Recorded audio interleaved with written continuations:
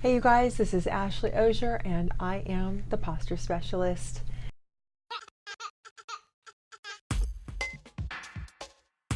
So what I'm going to do is I'm going to give you guys a little bit of information and then I'm going to give you 5 practical steps that you guys can start doing today.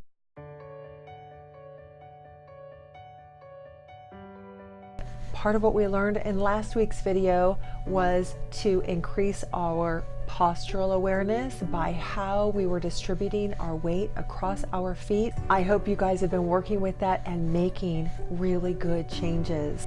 Today we're talking about something a little bit more serious because we're going to talk about falls. There is an increase of falls and I want you guys to get a hold of this because it's really serious. More research is being conducted to determine what some of these causal factors are. They are finding that the feet play a big part in our falls. We want to be aware of what we're doing with our feet. Well, the muscles start to thin out. The nerves don't seem to work as effectively as they did when we were younger. And apparently the blood starts to pool in certain areas of the feet. And though they don't know exactly how this happens, apparently we have less cushion at the bottoms of our feet as we age.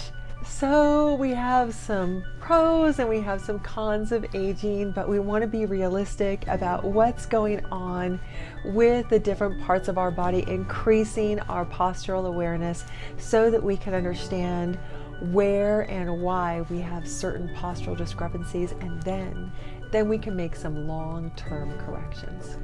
In April, I'm going to be detailing practical applications from foot care to fall prevention. Remember, I have videos that come out every single week, so you are going to want to be notified when they come out. Okay, here are your 5 foot strategies that you can implement right now.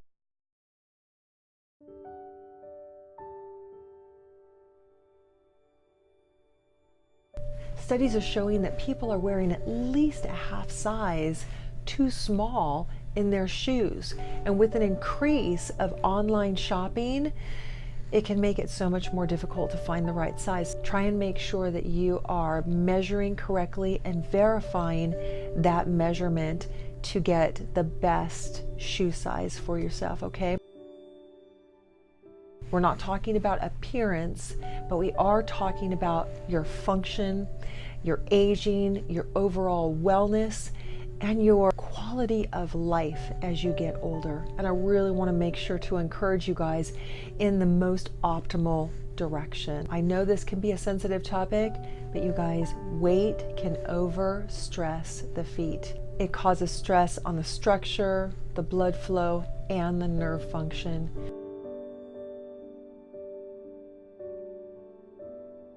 Today I want to talk about an incredibly important topic, and that is weight loss and foot pain. So one of the problems that we see with people who are trying to lose weight is they start exercising, but because they're carrying extra weight, that extra weight starts to essentially crush their feet and forces their feet to flatten out. There's actually a number of studies that show that if you're carrying extra weight, you're a lot more prone to problems on the bottom of your foot because that foot is flattening out more and it's getting longer and stretching everything on the bottom. And you're more prone to problems on top of your foot because as that foot goes down, all these bones up here get compressed together, so you get top of foot pain. So some of the problems you can get when you're carrying extra weight would be plantar fasciitis, ball of foot pain, heel pain, big toe joint pain and bunions, and stress fractures on top of the foot here. Now, there are some easy things you can do to make sure that you don't injure your foot as you start a weight loss program, because this becomes a huge catch-22.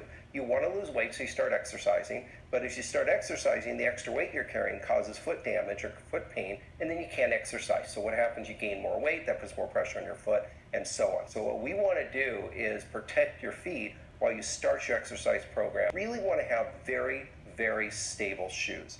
This is a Brooks Beast. It's a very stable shoe. On the inside, it has a stable midsole. It's firm on the heel. I can't squeeze the heel in with 2 fingers, and I can't really twist it very easily, although it still bends naturally where the toes bend, right? So So that's a good type of shoe to look for. It doesn't have to be this exact model, but be looking for those features. What that type of shoe will do is help stop that foot from rolling in and subsequently stop that collapse that leads to some of the foot problems.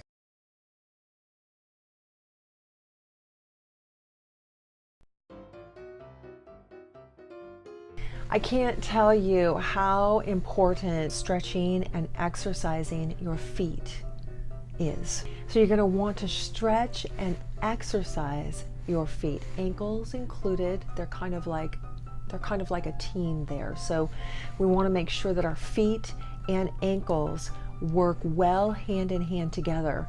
I'm going to be bringing you guys some stretches and exercises that you can do to help strengthen and keep those feet and ankles resilient. Massage for the feet is phenomenal. It increases circulation, decreases pain, increases awareness, increases blood flow, reduces inflammation. Now I want you guys to get a hold of your feet and figure out what hurts, what feels good. I'm going to be talking about this specifically in April, but I just want you to start thinking about working on your feet a little bit. We'll talk about that more.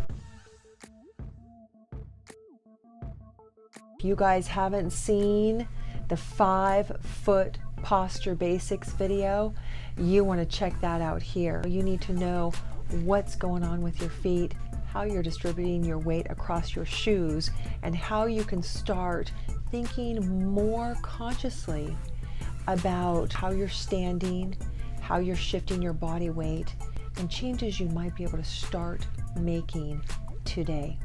Make sure to give this video a thumbs up if it's been useful for you.